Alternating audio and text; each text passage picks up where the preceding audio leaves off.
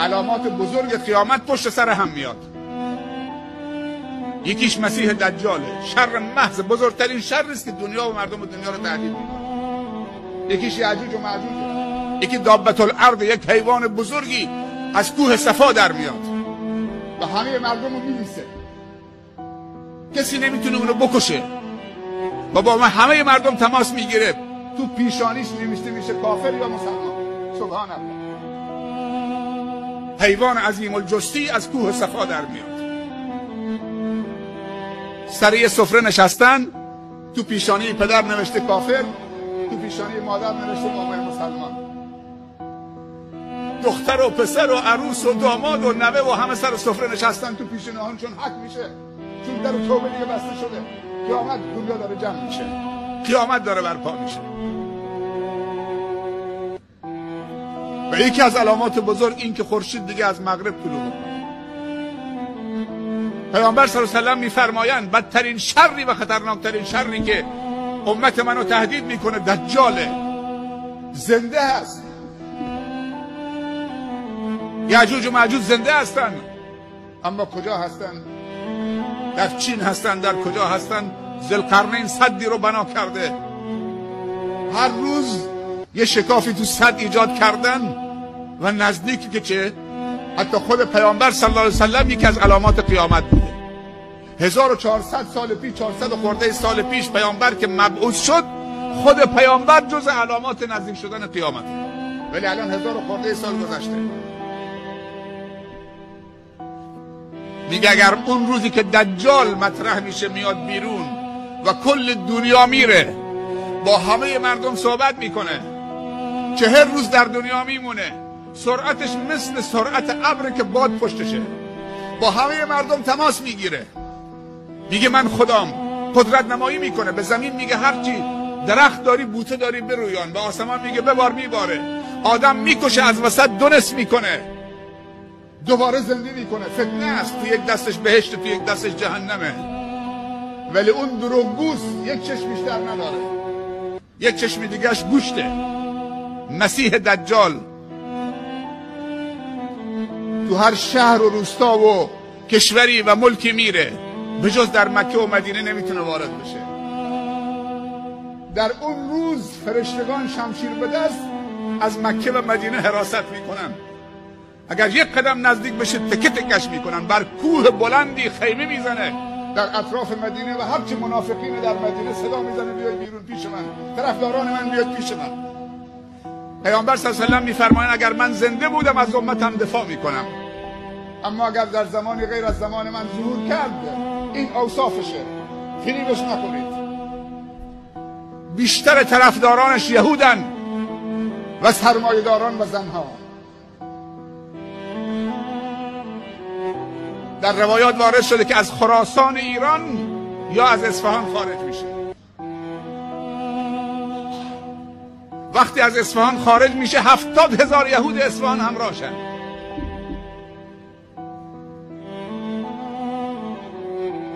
بزرگترین فتنه از شرقه، پیامبر اشاره کرد، و این دجال. این اوصافشه.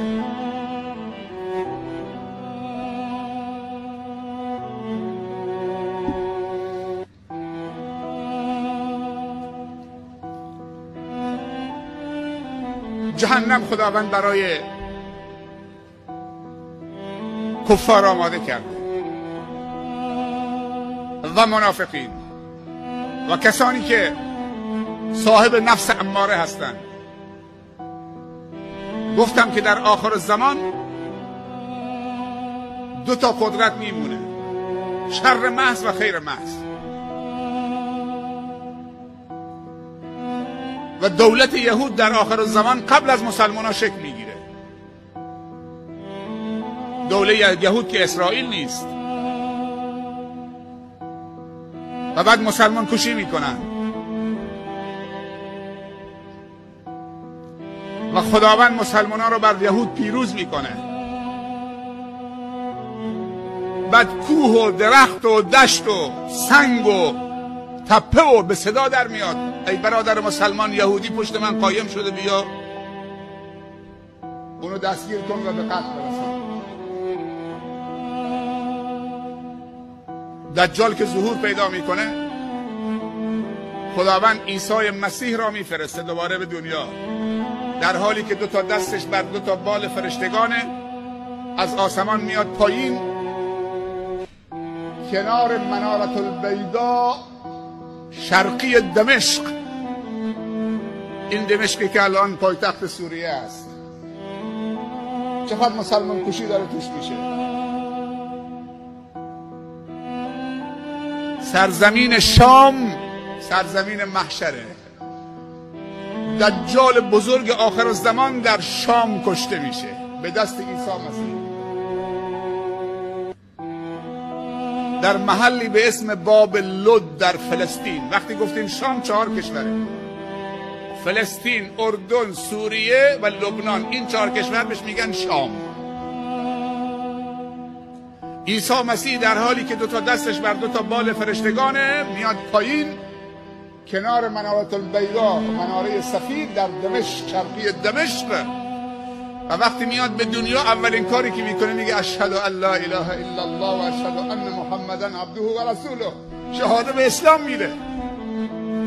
هر پیامبری که بعد از اسلام بیاد، بعد از اسلام هیچ پیامبری نیست بعد از پیامبر رسول الله صلی الله علیه و سلم، ولی عیسی مسیح به دنیا میاد. چرا به دنیا میاد؟ به خاطر که صلیب خرد بکنه. چون مسیحی ها گفتن ما عیسی رو کشتیم به دار کشیدیم. خداوند میگه اینا دروغ میگن. و ما قتلوه یقینا انی متوفیک و رافعک الیه. من تو رو قبض روح کردم و بلند کردم به آسمان. خداوند وقتی که دشمنان عیسی مسیح رفتن که عیسی مسیح رو بکشن، به قتل برسانن، خداوند اونو قبض روح کرد و شبه صورت عیسی مسیح رو انداخت تو کسی که کار دستش بود، خنجر، تو صورت یکی از اونایی که جز قاتلین بود. و وقتی مسیحی ها رسیدن دیدن که چه؟ عیسی داخل گفت من عیسی نیستم. گفتن نه، صورت عیسی است دیگه. و خداوند عیسی را قبض روح کرد، پیغمبر اولوالعزم، برد به آسمان ها. پس تنها کسی که پیغمبری که بعد از پیامبر صلی الله علیه و سلم به زمین میاد عیسی مسیحه. یک بار دیگه خداوند بهش اجازه میده بیاد روی زمین و اولین کاری که میکنه میگه اشهد ان لا اله الا الله و اشهد ان محمدا رسول الله. شهاده به اسلام میده. دومین کار در ملأ عام صلیب و خرد میکنه. اون موقع دیگه اینترنت به اوج میرسه. سرعت اینترنت به اوج میرسه. سرعت ارتباطات به اوج میرسه. حالا تو تصور بکن شاید چند هزار سال دیگه، چند میلیون سال دیگه چی میشه؟ سرعت دجال الان تعجب میکنی. یک زمانی با قافله از مکه تا بیت المقدس شاید 40 روز بوده با قافله شطور، ولی الان با 2 ساعت میرن با پرواز. یه روزی میرسه که شاید با نیم ساعت برن. یکی از علامات نزدیک شدن قیامت سرعت زمانه. زمان سرعت پیدا میکنه، خیلی سرعت پیدا میکنه.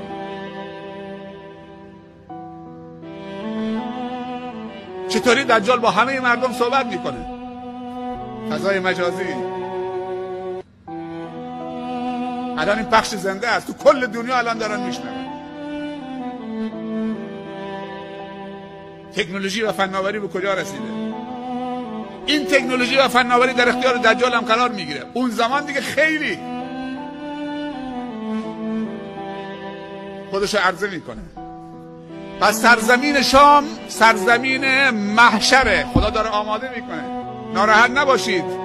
کودکان سوریه‌ای قتل عام میشن، کودکان عراقی قتل عام میشن، مسلمانان عراق و سوریه و فلسطین دارن قتل عام میشن.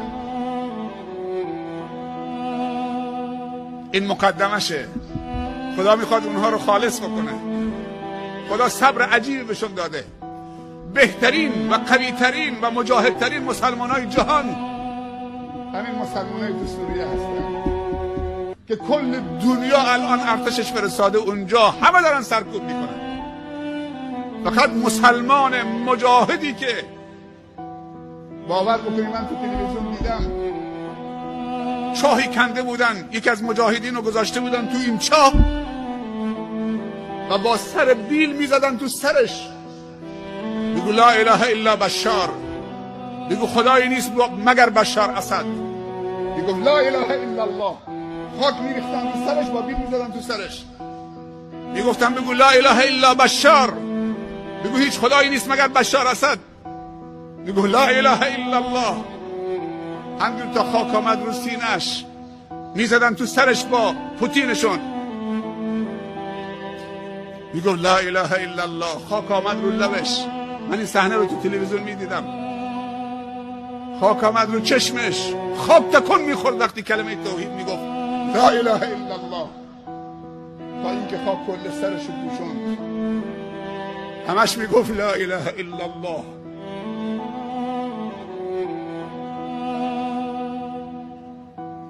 پس سرزمینی که محشر برپا میشه سرزمین شام و بزرگترین فتنه هم از اونجا خاموش میشه اون فتنه. و عیسی مسیح هم در منارة البیضا شرقی دمشق در حالی که دستاش رو 2 بال فرشته هاست میاد پایین، شهاده به اسلام میده، صلیب خورد میکنه. ای دروغگوها، ای مسیحی ها، ای صلیبی ها، دین اسلام.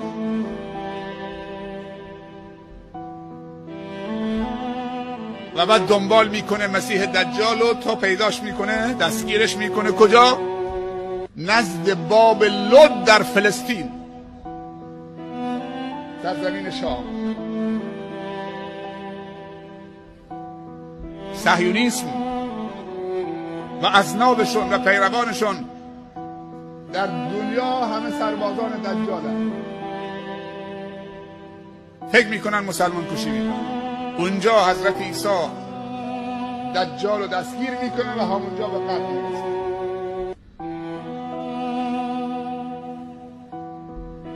للذین کفروا بربهم عذاب جهنم و بئس المصیر. اینها کسانی که نفس اماره دارن، نفس شریر دارن. اما بیایید گذری بزنیم به سوره الحاقه.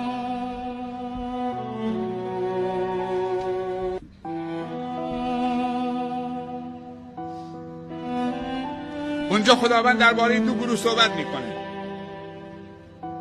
نفس مطمئنه و نفس اماره، مؤمنین واقعی و کفار واقعی، شر و خیر محض. من فقط آیاتش میخونم و بعد به همین قد بسنده میکنیم برای جلسه بعدی انشاءالله. اعوذ بالله من الشیطان الرجیم. یومئذ تعرضون لا تخفی منکم خافیه. بیاد بیارید روزی که همه شما عرضه میشید بر خداوند، آشکار میشید، هیچ پوشیده‌ای در شما نیست، همه چی آشکار میشه. فاما من اوتی کتابه بیمینه فیقول هاؤم اقرءوا کتابیه انی ظننت انی ملاق حسابیه فهو فی عیشة راضیه فی جنة عالیه قطوفها دانیه. سبحان الله. خدا نصیب بکنه. بگید آمین. چیز بدی نیست، اینا چیزای خوب بهشتیه. میگم خدا نصیب بکنه. آمین و با جرأت بگید.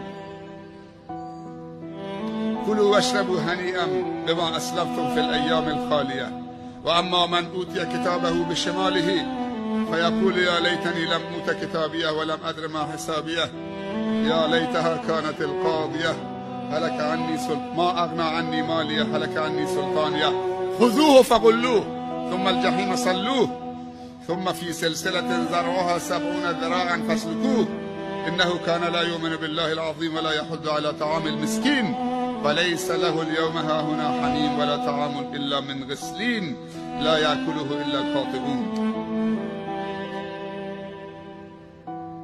صدق الله العظیم. به همین قدر بسندی میکنم. دنبالش انشالله این 2 گروه آیه رو بهش میپردازیم و بعد درباره یادم بیاره درباره پذیرایی جهنم هم صحبت بکنم. درباره پذیرایی بهشت صحبت کردیم دیگه، پذیرایی هایی که تو بهشت بود. درباره پذیرایی هایی که تو جهنم میشه از جهنمیان هم صحبت بکنیم چند تا غذا دارن، آبشون چیه، اینا هم صحبت بکنیم تو جلسه بعدی انشالله. درباره نفس لوامه هم، نفسه که حالت سوم داره، اینم اگر حیاتی باقی موند و خدا حیاتمون تمدید کرد، بالاخره هیچ ضمانتی نیست، درسته؟ که حتما آدم باید پیر بشه بمیره، مریض بشه بمیره. سالم تندرست نشستید مثل زن و بچه نفس خودی. خوش به سعادت کسی که در حال عبادت و بندگی خدا. حالا تصور کن یه نفر شراب خورده یک دفعه قبض روح میشه، تصادف میکنه، مست هم هست، مسلمان هم هست، رو به خدا بخواد بره. پیامبر صلی الله علیه و سلم میفرمایند همونطوری که میمیرید همونطور محشور میشید. سبحان الله. در حالتی که مردی همونطور محشور میشید. کار دستت آدم داره میکشید، همونطور روز قیامت کار در دستت، خون داره میچکه. مقتول میاد به خدا میگه ازش بپرس چطوری با این کارت منو کشت. در حال اود زدنید، سکرانید، مستید، اگر نفس خالی کردید همون اود دستته، اونجا بلند میشید. در حال شراب خوردن، در حال ظلم. بعضی بندگان خدا با دهان روزه در حال سجده، در حال تلاوت قرآن.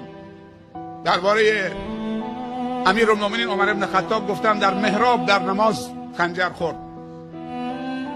3 تا از خلفای راشدین شهید شدن با ضربه. ابوبکر صدیق مرگ طبیعی داشت رضی الله عنه، اما عمر و عثمان و علی رضی الله عنهم اجمعین هر 3 تا با شهادت رفتن. 2 تاشون تو محراب بودن. حضرت عمر در محراب بود در نماز، از پشت بهش خنجر زدن، فیروز ابولؤلؤ مجوسی، و به شهادت رسید. حضرت عثمان در حالی که قرآن تلاوت میکرد تو خونه، مخالفین ریختن تو خونش، رفتن طرفش، قرآن اینطوری کرد: قرآن بین من شما. شمشیر بلند کردن که بزنن، زنش رفت جلو که مانع بشه، زدن و شمشیر زدن تو فرق وسط سر حضرت عثمان، همونطوری که قرآن جلوش بود، سرش آمد و خونش تو صورتش و ریشش آمد پایین، شهید بر قرآن. و حضرت علی رضی الله عنه، این شیرمرد خداوند، شوهر فاطمه، داماد پیامبر صلی الله علیه وسلم، و همچنین عثمان هم داماد پیامبر بود. عثمان 2 بار داماد پیامبر شده. پیامبر 2 تا دخترش به عثمان داده. به همین منظور بهش میگن ذوالنورین، صاحب 2 تا نور. به عثمان میگن ذوالنورین، صاحب 2 تا نور. و اینطوری بر قرآن شهید شد. و پیامبر میگه اگر 40 تا دختر داشتم، یکی بعد از دیگری میمرد، دوباره به عقد نکاح عثمان در می آوردم. عثمان اونقدر حیا داشت که فرشتگان ازش شرم میکردن. علی هم شیر خدا بوده، شوهر فاطمه بوده، بابای حسن و حسین بوده، پدر ام الکلثوم بوده که همسر عمر بوده. سبحان الله. علی پدر خانم عمره، یعنی حضرت عمر داماد حضرت علی، دختر فاطمه تو خونش. چقدر به هم نزدیک بودن ابوبکر و عمر و عثمان و حیدر. این 4 تا، از این 4 تا به پیامبر نزدیکتر کسی نیست. معروفن به خلفای راشدین. حضرت علی هم در راه رفتن به نماز صبح خنجر خورد توسط ابن ملجم خارجی. و وقتی خنجر خورد، خوب صحبت عمر رو گوش بدید و صحبت علی رو. وقتی عمر خنجر خورد نگاه کرد، گفت ببینید چه کسی از پشت من خنجر زده. یکی از یارانش آمد گفت امیرالمومنین، یک مجوسی به تو خنجر زده. فیروز ابولؤلؤ مجوسی گفت الحمدلله که یک مسلمان به من خنجر نزد. یک مجوسی به من خنجر زده، آتش پرست. و علی و گفت الحمدلله که این ضربه شهادته. همون دعایی که میکرد مستجاب شد.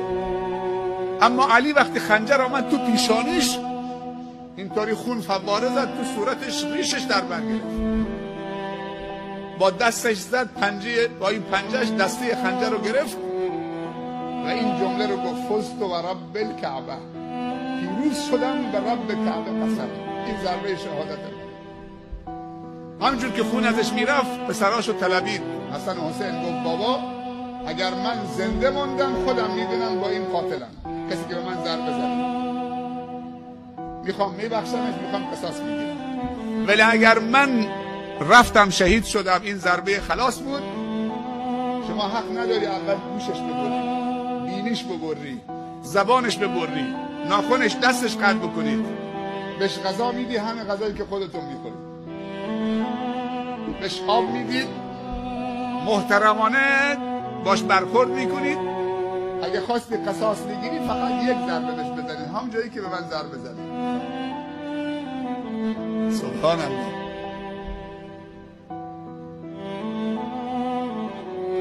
اگه خواستی قصاص بگیری که من نماندم فقط یک ضربه تو پیشانیش. این علیست، این عثمانه، این عمره، این ابوبکر رضی الله عنهم اجمعین. با هم برادر بودن، با هم وصلت کردن، با هم مهربان بودن، الگو بودن. ما کاسه از آش داغ‌تر نباشیم. اونا روز قیامت دستشون تو دست هم تو فردوس تو بهشت در کنار پیامبر نشستن، ما چیکاره؟ کاسه از آش داغ‌تر نباشیم. اللهم اجعل جمعنا هذا جمعا مرحوما واجعل تفرقنا من بعدها تفرقا معصوما. اللهم لا تجعل فينا ولا منا ولا معنا شقيا ولا محروما. ربنا ظلمنا انفسنا وان لم تغفر لنا وترحمنا لنكونن من الخاسرين. سبحان ربك رب العزة عما يصفون وسلام على المرسلين والحمد لله رب العالمين. موفق و مؤید و سربلند باشید. برای همتون آرزوی موفقیت دارم. التماس دعای خیر از همتون دارم. جزاكم الله خیر.